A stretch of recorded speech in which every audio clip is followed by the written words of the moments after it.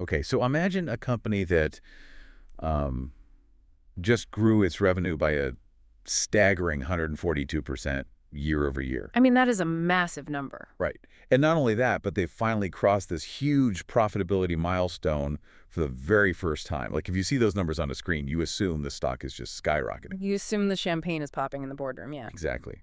But what if I told you that this exact same company is simultaneously staring down a NASDAQ delisting notice, and its own auditors are formally warning that it might not even survive the next 12 months? It just sounds impossible, honestly. I mean, we naturally expect cause and effect in business, right? Like a perfectly optimized operational engine should result in a strong financial standing. You would think so. Yeah, but when you introduce highly volatile, totally unregulated assets into the corporate treasury, the traditional rules of Wall Street just start to bend. And that is exactly why today we're taking a deep dive into the Q4 2025 earnings report, the earnings call transcript, and the crucial 10K filing of GameSquare Holdings. Ugh.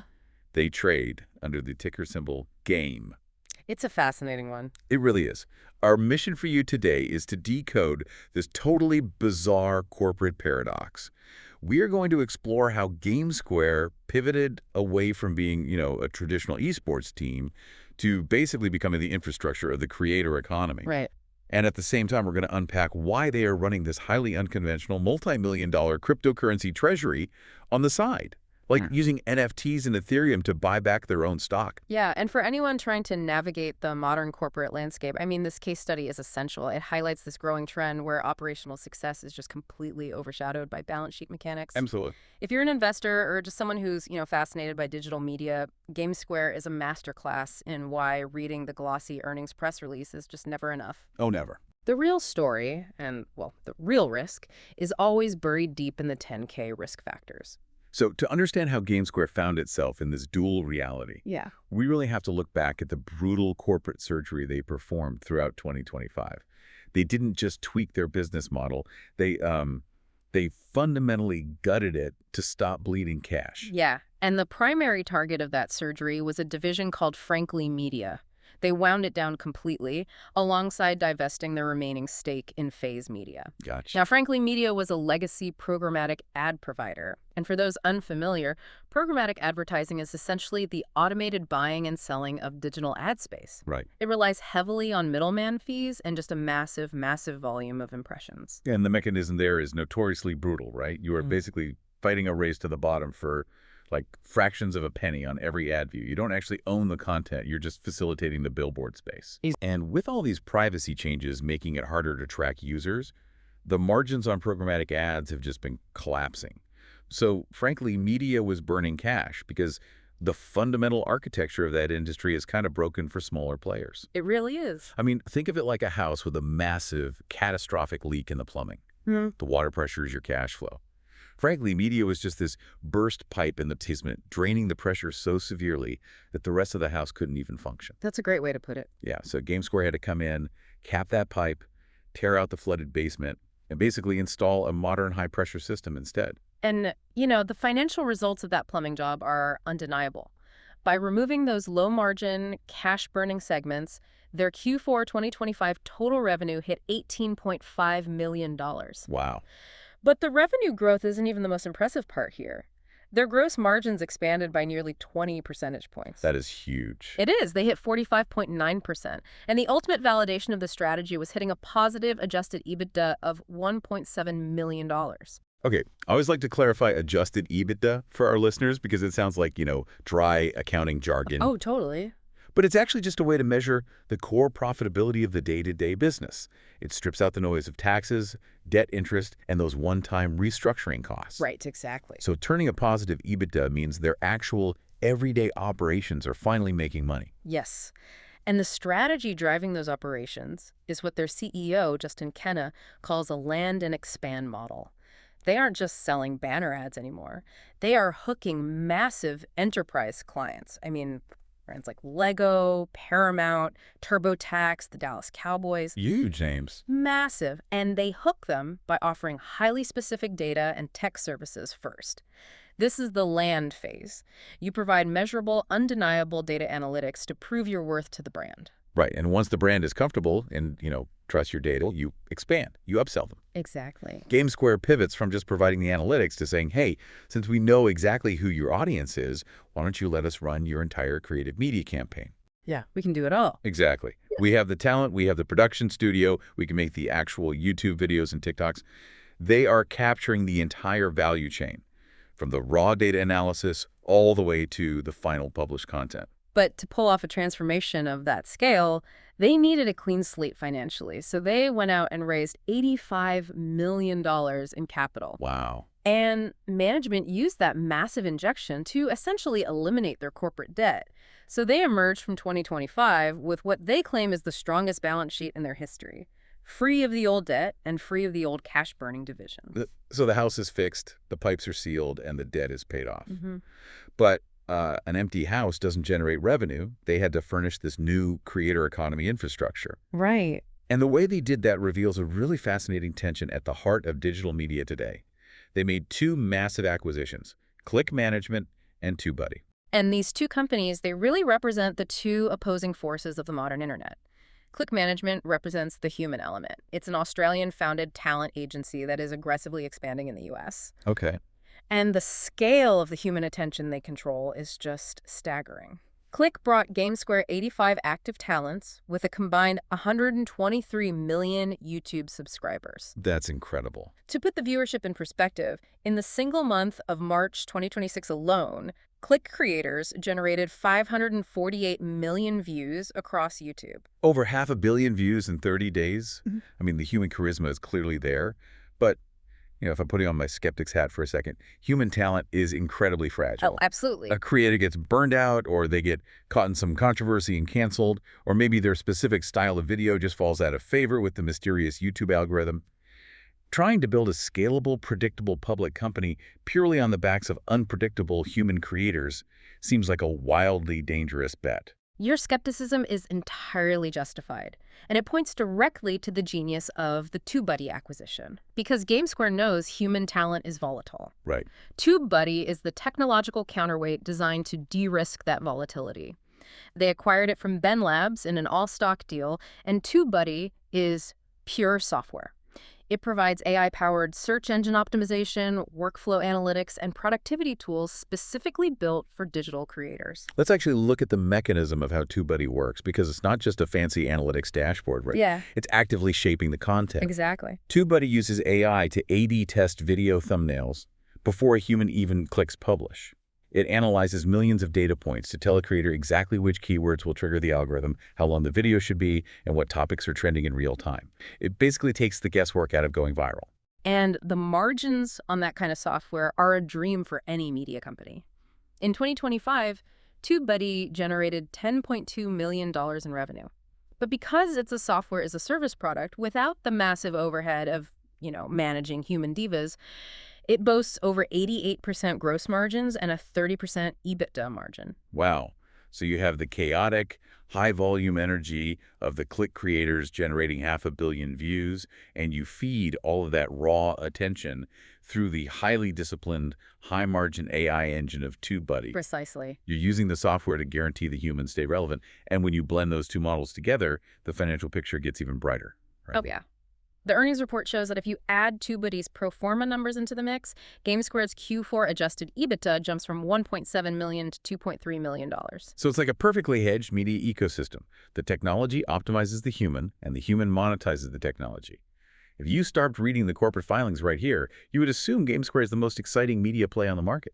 You really would. Yeah. But you'd be missing the massive wild card sitting right in the middle of their balance sheet. Here is where it gets really interesting, because despite building this incredible creator infrastructure, GameSquare is running a multi-million-dollar crypto treasury on the side that operates more like a decentralized hedge fund. Yeah, the numbers in the 10K are honestly jarring for a media company. At the close of 2025, GameSquare held 15,287 Ethereum, When you combine their digital assets with their traditional cash, they were sitting on a $52 million treasure chest. That is nuts. And they are not just passively holding this Ethereum in a cold storage wallet hoping the price goes up. No, they are aggressively playing the crypto markets. I have to admit, when I read this, I was stunned. A digital media agency acting like a crypto whale feels like a massive distraction from their core business. It does. I think about it like a highly successful Michelin star restaurant. The chef has finally perfected the menu, the tables are booked out for months, the profit margins are great, but instead of focusing on opening a second location, the owner takes the cash out of the register every night, goes into the back office, and starts day trading commodities. Why introduce that level of unrelated risk? Well, management frames it as an opportunistic capital allocation lever. Let's break down the mechanics of what they are actually doing with it. The 10K mentions an on-chain yield strategy with Dialectic, which generated over $1 million in yield just in the fourth quarter. Just in yield. Right. In the crypto world, generating yield usually involves staking or liquidity provision. Staking means they lock up their Ethereum in a smart contract to help validate transactions on the blockchain, and in return, the network pays them an interest rate in more Ethereum. So they are actively putting the asset to work. And it goes beyond just earning interest on Ethereum. They actively liquidated NFTs to generate cash. They sold a single Cowboy Ape NFT for $1.5 million in cash, plus a chunk of Ethereum. They also sold off 7 CryptoPunks. Yeah. So they have this incredible cash windfall from selling digital JPEGs. The logical question is, what do they do with that money? Do they invest it in upgrading TubeBuddy's AI? Do they sign bigger talent for Click? No, they used it to buy back their own stock. They purchased over 5 million shares of GameSquare at an average price of just 49 cents. Wow. And from a purely mathematical standpoint, if your management team believes the company's true value is far higher than 49 cents a share, buying back stock is an incredibly efficient use of capital. It reduces the number of outstanding shares, making every remaining share more valuable. But the optics of it are wild. You are taking highly speculative, volatile crypto profits and using them to prop up the stock of a digital media company. If I'm an investor looking at this, I want my media company focused on media. Rely on the chaotic swings of the NFT and Ethereum markets to fund corporate stock buybacks is exactly the kind of financial engineering that terrifies traditional Wall Street funds. And that terror is clearly reflected in the market's reaction, which brings us to the harsh reality check buried in the 10K risk factors. GameSquare has engineered a brilliant operational turnaround, but their stock price is completely disconnected from that success. Right. Despite the 142% revenue growth we talked about, the stock is trading around 38 cents. So what does this all mean for the listener? I mean, how does a company with such great operational momentum end up on the brink of delisting? Because that 38-cent price tag triggered a massive institutional alarm bell. It sure did. GameSquare received a formal delisting notice from the NASDAQ. The NASDAQ requires listed companies to maintain a minimum bid price of $1 per share. If you stay under a dollar for too long, they kick you off the exchange. Which destroys your liquidity. Exactly. It makes it incredibly hard for institutional investors to own your stock. Now, they've been granted an extension until September 2026 to cure the deficiency. The most likely mechanism to fix this, which management has hinted at, is a reverse stock split. Let's explain the mechanics of a reverse split for a moment, because it sounds like a magic trick, but it's really just a cosmetic fix. Yeah, it is. Imagine a pizza cut into 8 slices. A reverse stock split is like pushing those 8 slices back together and recutting the exact same pizza into just 4 slices. The total amount of pizza, the total value of the company hasn't changed at all, but each individual slice is now twice as big, so it costs twice as much. Right. GameSquare can artificially boost their share price over $1 by simply combining shares, but it doesn't change the fundamental valuation that the market is assigning them. And the reverse split might solve the NASDAQ compliance issue, but it doesn't solve the deeper warning contained in the 10K. The independent auditors included an explanatory paragraph about GameSquare's ability to continue as a going concern. You see a going concern warning and your stomach just drops. For those who don't spend their weekends reading audit reports, this is one of the most severe red flags an accountant can raise. Absolutely. The auditors are looking past the Q4 EBITDA numbers. They're looking at the cash burn, the future liabilities, and the market conditions. And they are putting it in writing that there is substantial doubt the company can survive the next year without drastically changing its financial situation or raising a massive amount of new capital. It's a contradiction that is just mind-bending. How can a company with $18.5 million in quarterly revenue, positive operating profits, and a $52 million crypto treasury be on the brink of delisting? It's a great question. The answer lies in how they built the company. To fund those brilliant acquisitions of Click and TubeBuddy, they relied heavily on equity dilution. Meaning they use their own stock as currency. Instead of paying cash, they printed new shares of GameSquare to hand over to the founders of Click and TubeBuddy. Yes. And every time you print a new share, you dilute the ownership percentage of every existing shareholder. You're cutting that pizza into smaller and smaller slivers. The market sees that massive dilution and punishes the stock price, regardless of how good the underlying business is performing. And compounding the pain of that dilution is a looming accounting nightmare related to their crypto treasury. The 10K outlines the adoption of a new Financial Accounting Standards Board rule known as ASU 2023-08. This rule fundamentally changes how public companies must report cryptocurrency holdings. Which is a big deal because the old accounting rules for crypto were incredibly frustrating. They treated crypto as an intangible asset. If the price of your Ethereum went down, you had to report an impairment loss on your quarterly earnings. Right. But if the price went up, you weren't allowed to report the gain until you actually sold the asset. It was a completely asymmetrical system that made balance sheets look way worse than they were. Exactly. The new rule, ASU 2023-08, shifts crypto to fair value accounting. This means mark to market. So on the final day of the financial quarter, whatever the market price of Ethereum is, that fluctuation goes straight into the company's net income statement. Which introduces terrifying earnings volatility. Let's say Click and TubeBuddy have an incredible quarter. GameSquare's core business brings in record profits. But in that exact same week, the crypto market crashes and Ethereum drops 25%. It happens all the time. Exactly. Because of this new accounting rule, GameSquare has to record that massive drop in Ethereum's value against their earnings. Their record-breaking media quarter gets completely wiped out on paper by a crypto crash.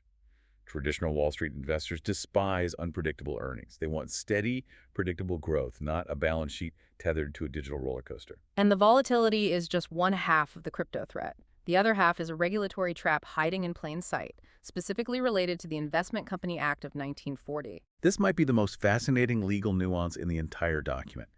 Because GameSquare holds so much value in Ethereum, they are incredibly vulnerable to how the SEC classifies digital assets. Yes. Currently, Ethereum is largely treated as a commodity. But if the SEC formally reclassifies Ethereum as a security, GameSquare's entire corporate structure could accidentally trigger the 1940 Act. And the mechanism of the 1940 Act is very rigid. It dictates that if more than 40% of a company's non-cash assets are comprised of investment securities, that company is no longer legally considered an operating business. Wait, so what happens? They are reclassified as an investment company, similar to a mutual fund or an ETF. Yeah. If the SEC declares Ethereum a security, the sheer size of GameSquare's $52 million treasury would instantly push them over that 40% threshold. Oh, wow. If that happens, the consequences are disastrous. Registering as an investment company comes with a mountain of SEC regulations, reporting requirements, and restrictions on how you can run the business.